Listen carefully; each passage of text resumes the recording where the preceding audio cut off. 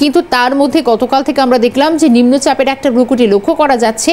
আর অবশ্যই দক্ষিণবঙ্গের একাধিক জেলায় ভারী বৃষ্টির সতর্কতা আজও। নিম্নচাপের জেরে বৃষ্টি স্নাত দক্ষিণবঙ্গ, কলকাতা সহ একাধিক জেলায় বৃষ্টি হয়েছে। ব্যাপক বৃষ্টি রাতভরও আবার বিভিন্ন জায়গায় বৃষ্টি হয়েছে। বিশেষ করে উপকূলবর্তী জেলাগুলিতে অতি ভারী বৃষ্টির সতর্কতাও রয়েছে। জারি করা হচ্ছে কমলা সতর্কতা। পুরুলিয়া, পশ্চিম বর্ধমান একাধিক জেলায় ভারী বৃষ্টি হবে।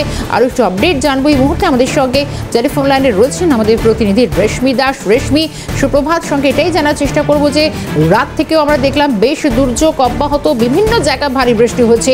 আজ দিনভর কেমন থাকবে আবহাওয়া, রেশমি?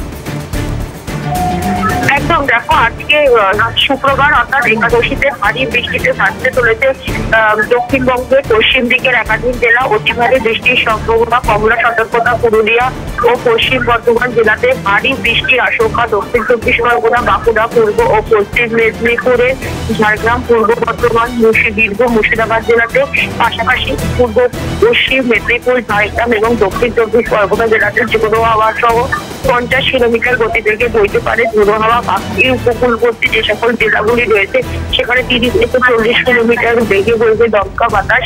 শুক্রবার এবং শনিবার একাদশী এবং দ্বাদশীতে দুর্যোগের আবহাওয়া। উত্তরবঙ্গে দার্জিলিং সব পার্বত্য জেলা রয়েছে, সেখানেও কিন্তু দুর্যোগের আশঙ্কা রয়েছে। দার্জিলিং, কালিম্পং, জলপাইগুড়ি, আলিপুরদুয়ার, উত্তর দিনাজপুর এবং কোচবিহারে অতি ভারী বৃষ্টির কমলা সতর্কতা জারি করা হয়েছে। বৃষ্টি হতে পারে 200 মিলিমিটার পর্যন্ত উত্তরবঙ্গে। নিচের দিকে যে জেলাগুলি রয়েছে উত্তরবঙ্গের মালদা, দক্ষিণ দিনাজপুরে হবে ভারী বৃষ্টি এবং সেই সঙ্গে বইবে ঝোড়ো হাওয়া।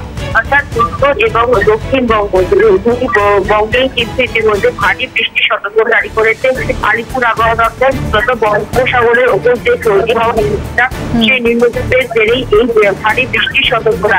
পাশাপাশি জারি করা হয়েছে কমলা সতর্কতা। মৎস্যজীবীদের নিষেধ করা হয়েছে, কিন্তু সেক্ষেত্রে মাছ ধরতে যেতে অর্থাৎ উপকূলবর্তী যে জেলাগুলি রয়েছে সেখানে যারা মৎস্যজীবীরা রয়েছেন তাদের কিন্তু মাছ ধরতে যেতে নিষেধ করা হয়েছে, কারণ কমলা সতর্কতা জারি করা হয়েছে।